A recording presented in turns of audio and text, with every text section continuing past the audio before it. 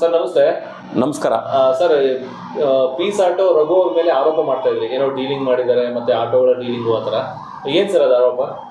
Sir, ಆತ ಬಂದು ಸಂಘಟನೆ ಅನ್ನೋ ಒಂದು ಹೆಸರನ್ನ ಮುಂದೆ ಇಟ್ಕೊಂಡು ಅದಕ್ಕೊಂದು ಪೀಸ್ ಆಟೋ ಅಂತ ಹೇಳಿ ಟೈಟ್ಲು ಕೊಟ್ಕೊಂಡು ಸಂಘಟನೆನೇ ರಿಜಿಸ್ಟ್ರೇಷನ್ ಮಾಡ್ದೇನೆ ನಾನು ಚಾಲಕರ ಪರವಾಗಿ ಹೋರಾಟ ಮಾಡೋ ಅಂಥ ನಾಯಕ, ಚಾಲಕರುಗಳಿಗೆ ಒಳ್ಳೇದು ಮಾಡ್ತಿದ್ದೀನಿ ಅನ್ನೋ ರೀತಿಯ ಒಂದು ಟೈಟ್ಲನ್ನು ಕೊಟ್ಕೊಂಡು ಯಾವುದೇ ರೀತಿಯ ಸಂಪಾದನೆ ಮಾಡಿದೆ. ಈತ ಏನು ಮಾಡ್ಕೊಂಡಿದ್ದಾನೆ, ಅದೊಂದು ಸ್ಲೋಗನ್ನ ಇಟ್ಕೊಂಡು ಮತ್ತು ಯಾವುದೋ ಒಂದು ಸೊಸೈಟಿ, ನೀವು ಕೋಆಪ್ರೇಟಿವ್ ಸೊಸೈಟಿಗಳು ನೋಡಿರ್ಬೋದು, ಆ ಥರದೊಂದು ಸೊಸೈಟಿಯ ರಿಜಿಸ್ಟರ್ ನಂಬರ್ನ ಮೆನ್ಷನ್ ಮಾಡಿಕೊಂಡು ಒಂದು ID ಕಾರ್ಡ್ಗಳನ್ನ ಕೊಟ್ಕೊಂಡು ಪೀಸ್ ಆಟೋ ಅನ್ನೋ ಒಂದು ಹೆಸರಲ್ಲಿ ನೋಂದಣಿಗಳನ್ನ ಮಾಡಿಕೊಂಡು ಹಲವಾರು ಜನ ಡ್ರೈವರ್ಸ್ಗಳನ್ನ ಅದರಲ್ಲಿ ಸೇರಿಸ್ಕೊಂಡು ಈತ ನಾನು ನಿಮ್ಗಳು ಪರವಾಗಿದ್ದೀನಿ ಮತ್ತು ಈ ಕೆಲವೊಂದು ಅಗ್ರಿಗೇಟರ್ ಆ್ಯಪ್ ಸಂಸ್ಥೆಗಳು, ಆ ಆ್ಯಪ್ ಸಂಸ್ಥೆಗಳು ನಡೆಯುವಂತಹ ಅಕ್ರಮ ಚಟುವಟಿಕೆಗಳು ವಿರುದ್ಧವಾಗಿ ನಾವು ಹೋರಾಟ ಮಾಡೋಣ ಅಂದ್ಕೊಂಡು ಈತ ಆಟೋ ದಂಧೆ, ಆಟೋ ಡೀಲಿಂಗ್ ಮಾಫಿಯಾ ನಡೆಸ್ಕೊಳ್ಳೋವಂಥ ಒಂದು ಕೆಲಸಕ್ಕೆ ಮತ್ತು ಅದ್ರ ಜೊತೆಗೆ ಇನ್ನೂ ಬೇರೆ ಬೇರೆ ಬಿಸ್ನೆಸ್ಗಳನ್ನ ಆತ ತೊಡಕೊಂಡಿರೋದ್ರಿಂದ ಅದಕ್ಕೆ ಡ್ರೈವರ್ಗಳ ಅವಶ್ಯಕತೆ ಅದಕ್ಕೆ ತುಂಬ ಅವಶ್ಯಕವಾಗಿ ಬೇಕಾಗಿರೋದ್ರಿಂದ ಇವನು ಇದನ್ನು ಮುಂದೆ ಬಿಟ್ಕೊಂಡು ಒಳಗಡೆ ಈ ಒಂದು ದಂಧೆ ಮಾಫಿಯಾನ ನಡೆಸ್ತಾ ಇರೋವಂಥದ್ದು. ಇದ್ರ ಬಗ್ಗೆ ನಾನು ನೋಡಿ, ಗ್ರೇಟರ್ ಬ್ಯಾಂಗ್ಳೂರು, ಈಗೇನು ಗ್ರೇಟರ್ ಬ್ಯಾಂಗ್ಳೂರು ಅಂತ ಹೇಳಿ ಸರ್ಕಾರ ಮಾಡಿದೆ, ಆಯುಕ್ತರಿಗೂ ಕೂಡ ಖುದ್ದು ಭೇಟಿ ಮಾಡಿ ಆಯುಕ್ತರು ಗಮನಕ್ಕೆ ತರುವಂಥ ಕೆಲಸನೂ ಕೂಡ ನಾನು ಮಾಡಿದ್ದೀನಿ.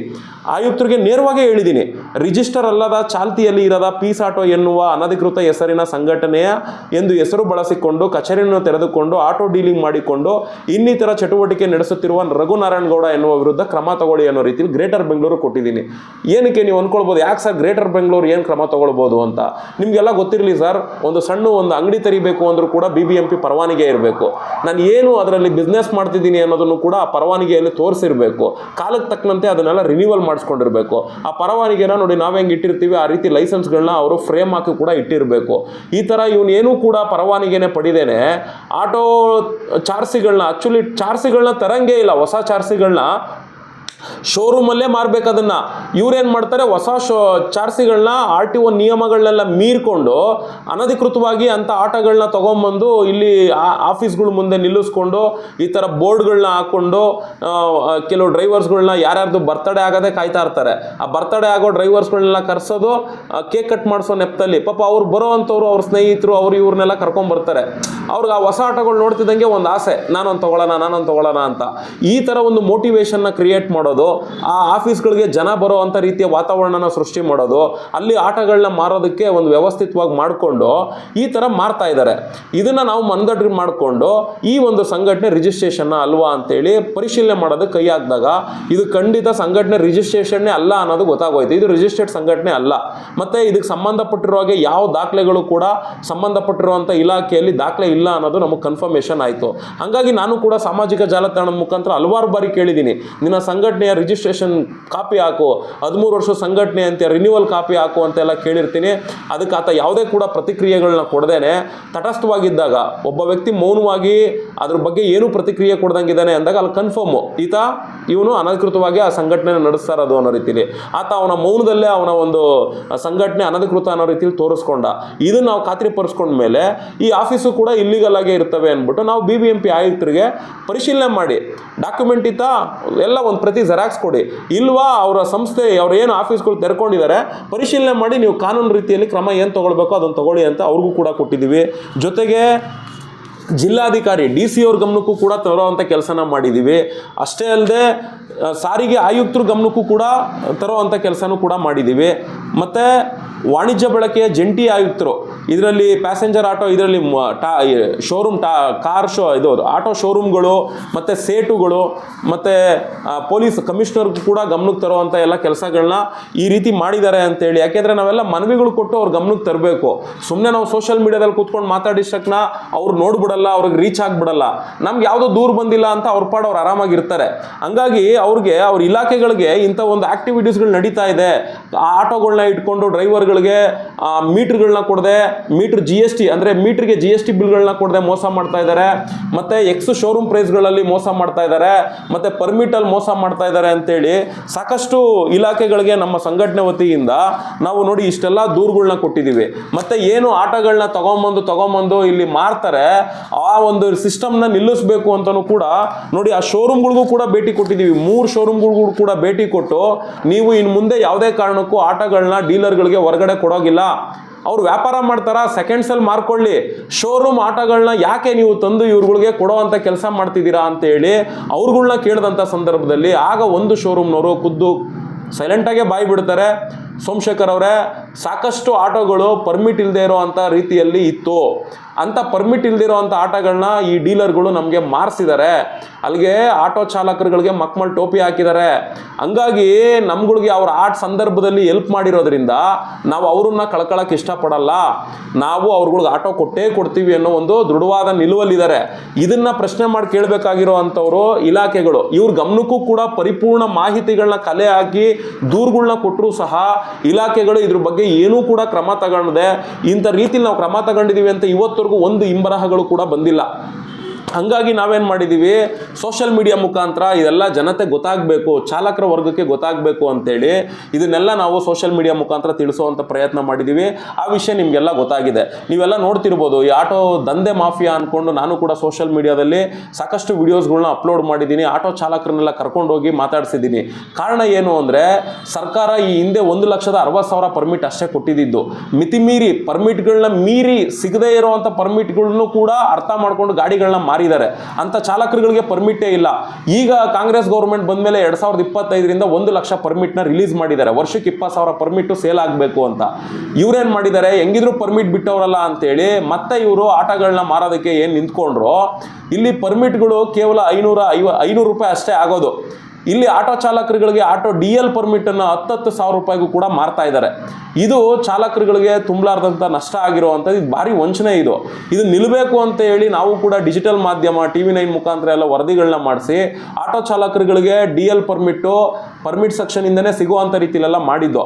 ಆದರೆ ಎಲ್ಲಿ ಈಗ ಡೀಲರ್ ಥ್ರೂ ಬರದೆ ಡ್ರೈವರ್ಗಳೇ ನೇರವಾಗಿ ಹೋಗ್ಬಿಟ್ರೆ ನಮ್ಮ ಹೊಟ್ಟೆಪಾಡು ನಡೆಯಲ್ವಲ್ಲ ಅಂತೇಳಿ ಮತ್ತೆ ಇವರು ದೊಡ್ಡ ಅಧಿಕಾರಿಗಳನ್ನ ಇಲ್ಲ ಮಂತ್ರಿಗಳನ್ನ ಭೇಟಿ ಮಾಡಿ ಮತ್ತೆ ಡೀಲರ್ಗಳು ಬಂದರೂ ಕೂಡ ಪರ್ಮಿಟ್ ಕೊಡುವಂಥ ರೀತಿಯ ವ್ಯವಸ್ಥೆನ ಸೃಷ್ಟಿ ಮಾಡಿದ್ರು.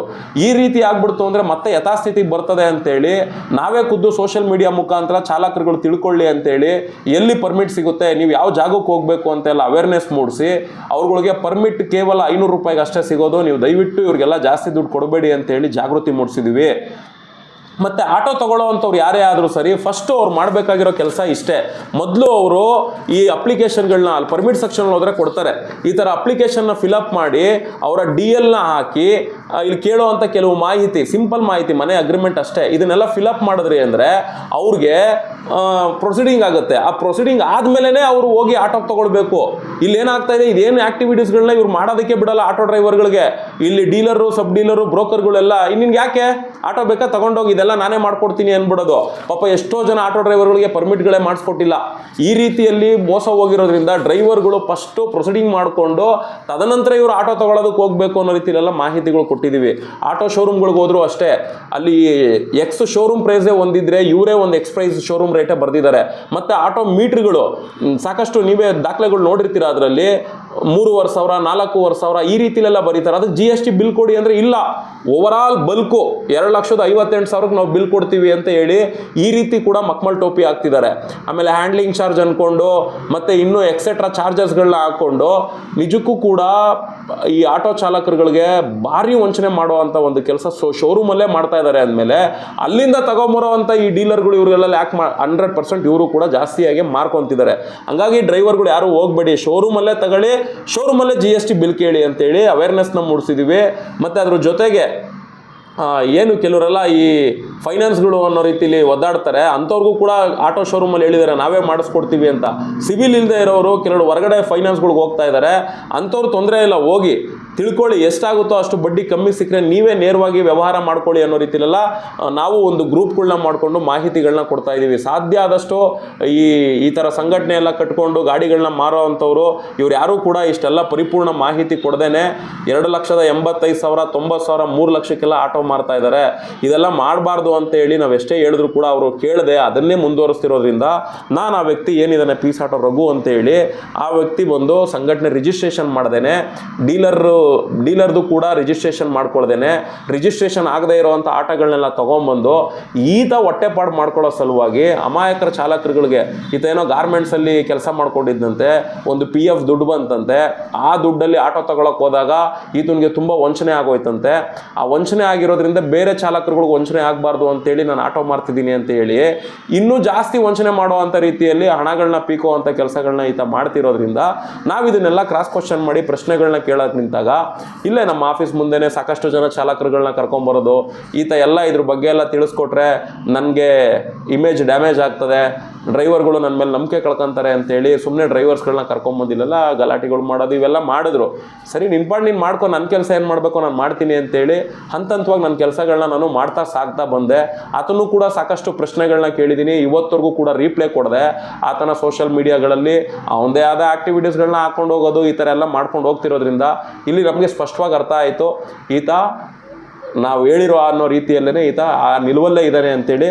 ಬೇಕಾದ್ರೆ ನಿಮಗೂ ಕೂಡ ನಾನು ಪ್ರಶ್ನೆ ಮಾಡಿ ಕೇಳ್ತಾ ಇದ್ದೀನಿ, ಹೋಗಿ ಆತನ ಕೇಳಿ. ನಾನು ಕೇಳಿರೋವಂಥ ಪ್ರಶ್ನೆಗಳಿಷ್ಟೇ, ಸಿಂಪಲ್. ಆತನ ಸಂಘಟನೆ ಏನು 13 ವರ್ಷ ಅಂತ ಹೇಳಿದಾನೆ, 13 ವರ್ಷದ ರಿನ್ಯೂವಲ್ ಕಾಪಿ ಬೇಕು ಅಷ್ಟೇ ನಾವು ಕೇಳ್ತಾ ಇರೋದು. ಆತಂದು ಲೆಕ್ಕ ಪುಕ್ಕ ಅವೆಲ್ಲ ನಾವೇನು ಕೇಳ್ತಿಲ್ಲ. ಆಟೋ ಡೀಲಿಂಗ್ಶಿಪ್ ಏನು ಮಾಡಿದ್ದಾನೆ ಅದರದ್ದು ಡೀಲರ್ ಲೈಸೆನ್ಸ್ ಬೇಕು. ಮತ್ತು ಹೊರಗಡೆಯಿಂದ ಶೋರೂಮಿಂದ ತಂದು ಆಟೋ ಮಾರೋ ಆಗಿಲ್ಲ, ಆತನಿಗೆ ಚೆನ್ನಾಗಿ ಗೊತ್ತಿದ್ರು ಕೂಡ ಆತ ಅಕ್ರಮವಾಗಿ ಮಾಡ್ತಾ ಇದ್ದಾನೆ. ಇದ್ರ ಬಗ್ಗೆ ಎಲ್ಲ ಚಾಲಕರುಗಳಿಗೆ ಮಾಹಿತಿ ಕೊಡಬೇಕು. ಸಾಕಷ್ಟು ಜನ ಆಟೋ ಚಾಲಕರುಗಳಿಗೆ ಇದನ್ನೆಲ್ಲ ಅವೇರ್ನೆಸ್ ಮೂಡ್ದೇನೆ ಅವ್ರುಗಳಿಗೇನೆ ಈ ರೀತಿ ಆಟೋಗಳನ್ನ ಮಾರಿರೋ ಅಂಥದ್ದೆಲ್ಲ ನಡೆದಿದ್ದಾವೆ. ಸಾಕಷ್ಟು ಜನ ಆಟೋ ಚಾಲಕರುಗಳು ಲೋನ್ಗಳು ಕಟ್ಟಕ್ಕಾಗದೆ ಗಾಡಿಗಳು ಸೀಸ್ ಆಗಿದ್ದಾವೆ. ಅಂಥ ಗಾಡಿಗಳು ಬೇರೆಯವ್ರಿಗೆ ಮಾರಿರ್ತಾರಲ್ಲ ಅದೆಲ್ಲ ಟ್ರಾನ್ಸ್ಫರೇ ಆಗಿರೋದಿಲ್ಲ, ಇನ್ನೂ ಅದೇ ಹೆಸರಲ್ಲೇ ರನ್ ಆಗ್ತಿರ್ತವೆ. ಅಂಥ ಚಾಲಕರುಗಳೇ ಪಾಪ ಅವ್ರ ಹೆಸರಲ್ಲೇ ರನ್ ಆಗ್ತಿರೋವಂಥ ಗಾಡಿಗಳಿಗೆ ಲೋನ್ಗಳು ಹಾಕ್ಕೊಡೋದು ಇದೆಲ್ಲ ಮಾಡಿದ್ದಾರೆ. ಅಂಥ ಯಾವುದೇ ಒಂದು ಹೋರಾಟಗಳನ್ನ ಈತ ಏನೂ ಮಾಡ್ದೇನೆ ಅಂತ ಆ ಚೌಕಟ್ಟು ಏನಿದೆ, ಆ ಚೈನ್ ಲಿಂಕು, ಅದು ಆ ರಿಲೇಟೆಡ್ ಯಾವ ಹೋರಾಟನೂ ಕೂಡ ಈತ ಮಾಡಲ್ಲ. ಈತ ಮಾತೆತ್ತಿದ್ರೆ ಬೈಕ್ ಟ್ಯಾಕ್ಸಿ ಅನ್ಕೊಡೋದು ಕೋರ್ಟಲ್ಲಿದೆ. ಕೋರ್ಟಲ್ಲಿ ಜಡ್ಜ್ಮೆಂಟ್ ಬಂದಾಗ ಏನೋ ಒಂದು ಘಟನೆಗಳು ನಡೀತದೆ, ಅದಕ್ಕೆ ಸರ್ಕಾರ ಇದೆ ಮಾಡುತ್ತೆ. ಕೋರ್ಟಲ್ಲಿರುವಂಥ ಕೇಸನ್ನು ಏನು ಮಾಡೋಕ್ಕೆ ಸಾಧ್ಯ ಆಗ್ತದೆ? ಸುಮ್ಮನೆ ಬೈಕ್ ಟ್ಯಾಕ್ಸಿ ಅಂತ ಹೇಳಿ ಅದನ್ನು ತೋರಿಸ್ಕೊಂಡು ಈತನ ಹೊಟ್ಟೆಪಾಡನ್ನ ಮಾಡ್ಕೊಳ್ಳೋ ಸಲುವಾಗಿ ಈ ರೀತಿ ಆಟೋ ಡ್ರೈವರ್ಸ್ಗಳಿಗೆ ಜಾಗೃತಿ ಮೂಡಿಸುವಂಥ ಕೆಲಸ ಮಾಡದೆ ಆಟೋಗಳನ್ನ ಮಾರ್ಕೊಂಡು ಈತನು ಕೂಡ ಹೊರಗಡೆ ಡೀಲರ್ಗಳ ರೀತಿ ಅಂತಲೇ ಕೆಲಸ ಮಾಡ್ತಿರೋದ್ರಿಂದ ಇದನ್ನೆಲ್ಲ ನಾನು ವಿರೋಧ ಮಾಡ್ತಾ ಇದ್ದೀನಿ.